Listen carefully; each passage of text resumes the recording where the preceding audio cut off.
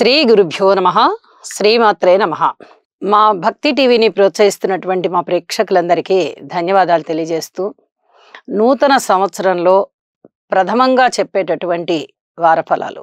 ఈ ఆంగ్ల నూతన సంవత్సరము ప్రజలందరికీ కూడా సుఖశాంతులు ఇవ్వాలి అని చెప్పి భగవంతుణ్ణి ప్రార్థిస్తూ, నవగ్రహాల యొక్క అనుకూలం ప్రతి మనిషికి కూడా ఉండాలి అని చెప్పి ఆ పార్వతీ పరమేశ్వరులను కోరుకుంటూ రాశి ఫలితాలు ప్రారంభించుకుందాము. ముందుగా గ్రహస్థితులు. మేషంలో వక్రించినటువంటి గురువుగారు ఉన్నారు.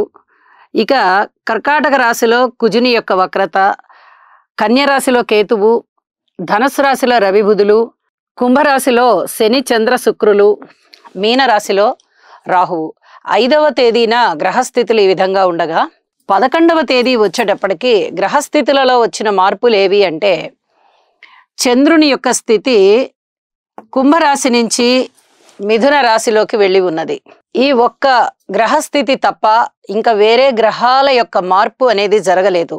అయితే గ్రహ సమ్మేళనాల యొక్క ఫలితాలని మనం ముందుగా చెప్పుకున్నట్లయితే, శని చంద్ర శుక్రులు కుంభరాశిలో ఉన్నారు. ఈ శుక్ర చంద్రుల యొక్క ఫలితము మనకి లలిత కళలలో అభివృద్ధిని ఇస్తోంది, చక్కటి మానసిక ఉల్లాసాన్ని ఇస్తోంది. ఏ విషయాన్నైనా తేలిగ్గా తీసుకోవడము, ఎక్కువ కష్టపెట్టుకోకుండా మనసుని అతి త్వరగా పరిష్కార మార్గాలు, ఏదైనా ఒక చిన్న కష్టం వచ్చినా కానీ దీన్ని ఎలా పరిష్కరించుకోవాలి అనేటటువంటి విధంగా ఆలోచించుకోవడము ఇవన్నీ కూడా చాలా చాలా బాగుంటాయి. అయితే శని శుక్రుల యొక్క కలయిక కొద్దిగా అపోహలకి దారితీస్తూ ఉంటుంది. ముఖ్యంగా వివాహ బంధంలో కాస్త ఆటంకాలని సూచిస్తూ ఉంటుంది.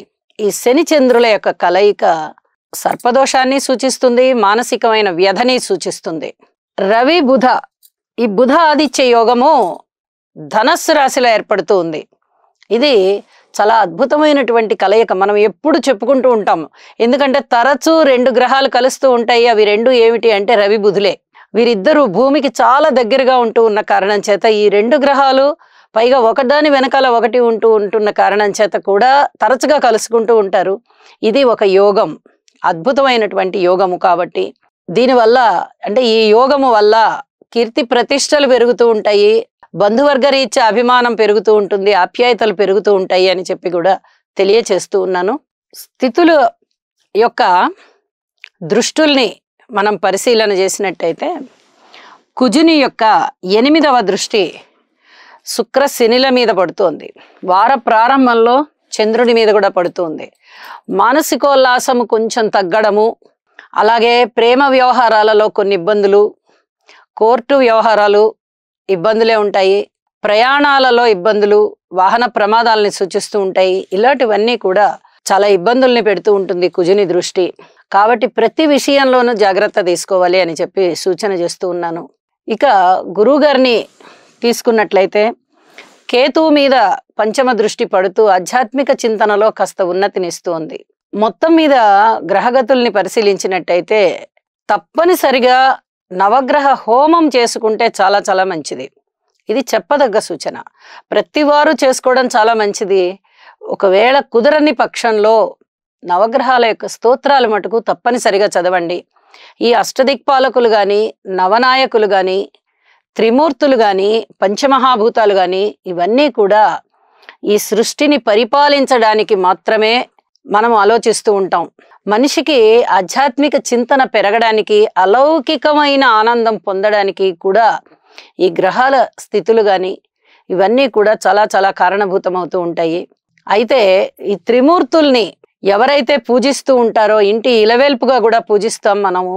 ఈ రకమైనటువంటి పూజలు, ఈ రకమైనటువంటి ముడుపులు కట్టుకోవడము, ఇలాంటివన్నీ కూడా మనిషి యొక్క ఉన్నతికి, మానసికమైనటువంటి ప్రశాంతతకి దారితీస్తాయి. కాబట్టి ఎవరికి ఏ స్తోత్రపారాయణలు వీలైతే అవి చేసుకోవాలి అని చెప్పి మరీ సూచన చేస్తూ ఉన్నాను. ఇక రాశుల్లోకి వెళ్దాము. మిథున రాశి. మిథున రాశి వారికి ఈ వారం రోజుల కాలాన్ని పరిశీలన చేసినట్టయితే, 9వ స్థానంలో శుక్రాచార్యుల వారి యొక్క స్థితి మాత్రమే బాగున్నట్టుగా మనకి గ్రహస్థితులు తెలియజేస్తున్నాయి. వారాంతంలో రాశిలో ఉన్నటువంటి చంద్రుడు చాలా బాగున్నారు.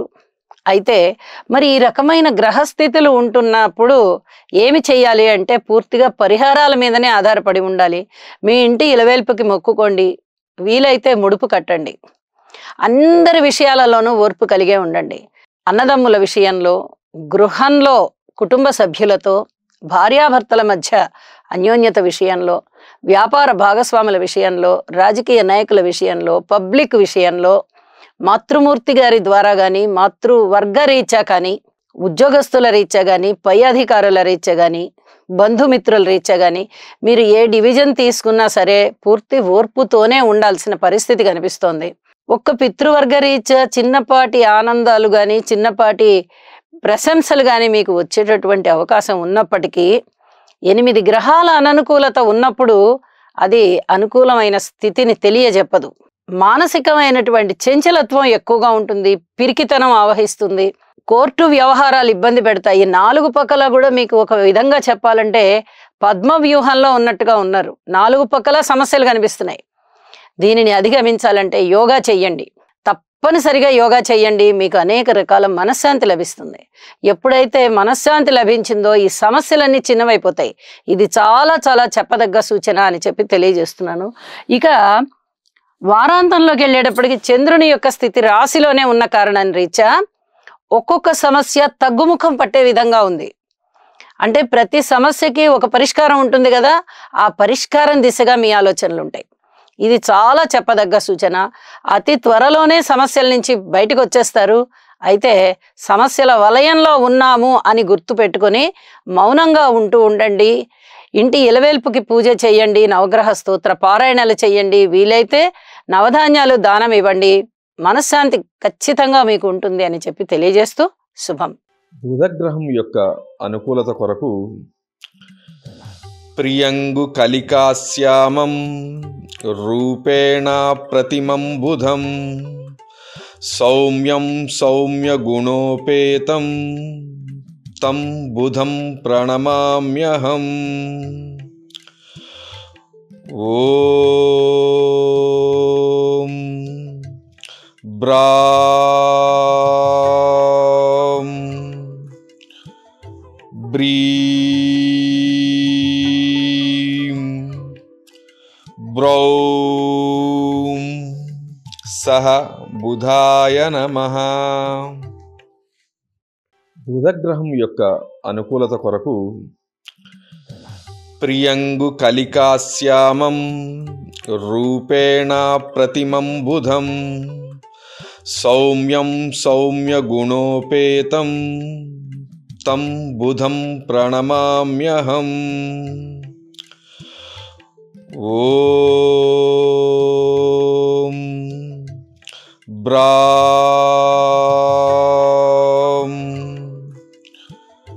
బ్రీం బ్రౌం సహ బుధాయ నమః.